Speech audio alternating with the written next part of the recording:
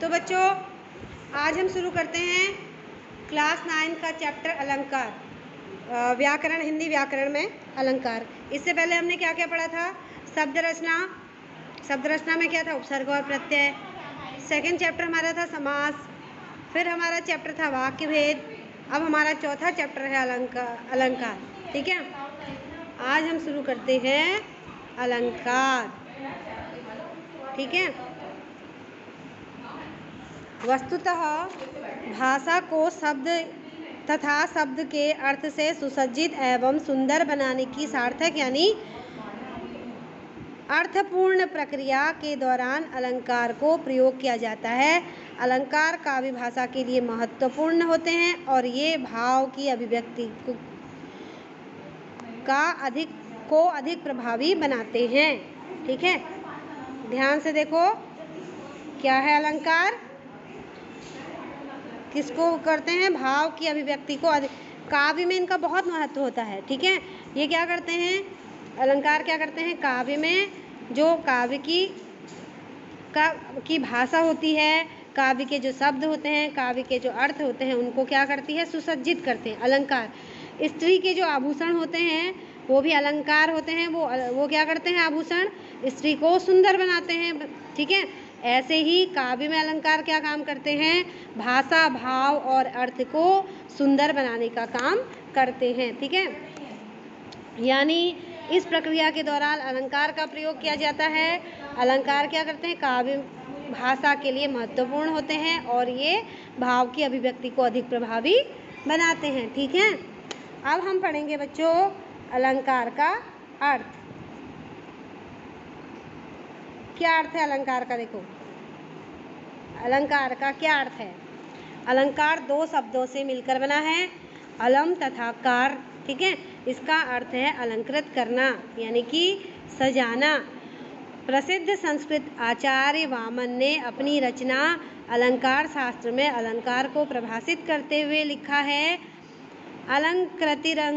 अलंकृतिरलंकारः, अर्थात जो किसी को अलंकृत करे वह अलंकार है। जिस प्रकार गहने स्वर्ण से बने होते हैं और पहनने वाले की शोभा बढ़ाते हैं, उसी प्रकार काव्य में अलंकार जो होते हैं सुंदर वर्णों एवं अर्थों से निर्मित होते हैं तथा ये काव्य को आकर्षित बनाते हैं। ठीक है, समझ में आया?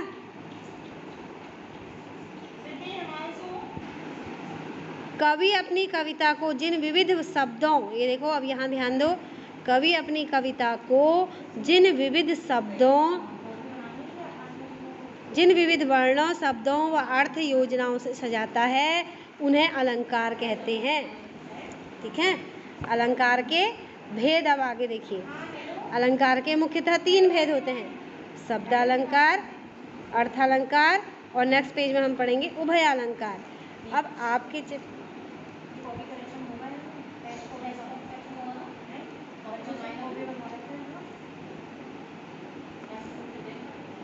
अब देखो अलंकार के 3 भेद होते हैं जो मैं तुम्हें बता चुकी हूँ, शब्दालंकार, अर्थालंकार और उभय अलंकार। अब उभय अलंकार तो तुम्हारे कोर्स में ज़्यादा है नहीं, लेकिन शब्दालंकार, अर्थालंकार पूरी डिटेल से है। उभय अलंकार असल में क्या होता है? अर्थालंकार और शब्दालंकार जहाँ दोनों होते हैं वहाँ उभय अलंकार। अब शब्दालंकार सुनो, शब्द निर्माण की प्रक्रिया में ध्वनि तथा अर्थ का महत्वपूर्ण सामंजस्य होता है। ये समन्वय लिखा है, यहाँ पे गलत लिखा है, सामंजस्य होता है। देखो, आधा सौ यो सामंजस्य। ठीक है, ये होता है सामंजस्य। जब तुम कॉपी में लिखोगे, ये वीडियो को भी देख लेना, मैं वीडियो भेजूंगी, गलती मत करना, सामंजस्य। ठीक है, ये होता है। ठीक है, ये गलत है। Hello ma'am.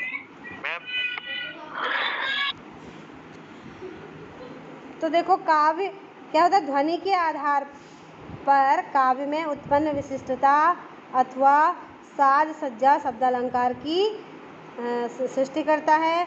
इस अलंकार में वर्ण या शब्दों की लयात्मकता अथवा संगीतात्मकता उपस्थित होती है। जिस रचना में शब्दों के कारण सौंदर्य उत्पन्न होता है वहाँ शब्दालंकार होता है तथा शब्दालंकार वर्गगत शब्दगत तथा वाक्यगत होते हैं।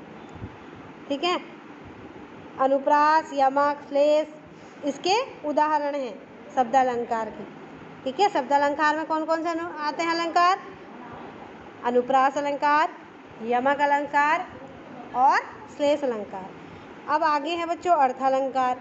ऐसे शब्द जो वाक्य में प्रयुक्त होकर उसके अर्थ को चमत्कृत करते हैं उन्हें अर्थालंकार कहते हैं। ठीक है,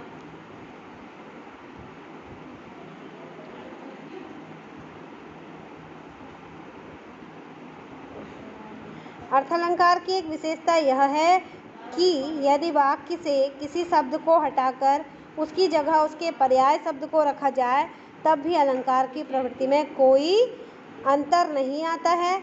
वस्तुतः अर्थालंकार की निर्भरता शब्द पर न होकर शब्द के अर्थ पर होती है। उपमा, रूपक, उत्प्रेक्षा, अतिशयोक्ति, मानवीकरण इत्यादि इसके जो हैं प्रमुख अर्थालंकार हैं। ठीक है, कौन कौन से हैं? उपमा, रूपक, उत्प्रेक्षा, अतिशयोक्ति और मानवीकरण। अब उभयालंकार के बारे में जानो। क्या है उभयालंकार? शब्द तथा अर्थ दोनों पर समान रूप से आश्रित रहने वाले अलंकार को उभयालंकार कहा जाता है। ठीक है, जहाँ काव्य में शब्दालंकार और अर्थालंकार दोनों की विशेषताएं पाई जाती हैं वहाँ उभयालंकार होता है। कभी कभी एक ही उक्ति में शब्दालंकार तथा अर्थालंकार का प्रयोग दिखाई देता है। वस्तुतः जहाँ काव्य में शब्द और अर्थ की प्रवृत्ति समान आती है उसे उभयालंकार कहते हैं। श्लेष अलंकार जो है वास्तव में उभयालंकार की श्रेणी में आता है। क्यों? क्योंकि श्लेष अलंकार में क्या होता है? अर्थ भी होता है और शब्द भी होते हैं। उसमें एक ही शब्द के बहुत सारे अर्थ निकलते हैं और उसमें एक ही उक्ति के भी बहुत सारे अर्थ निकलते हैं। ठीक है, उसमें शब्दालंकार भी होता है और उसमें अर्थालंकार भी होता है। ठीक है, शब्दों के द्वारा भी चमत्कार होता है और अर्थ के द्वारा भी वहाँ पर चमत्कार होता है। ठीक है,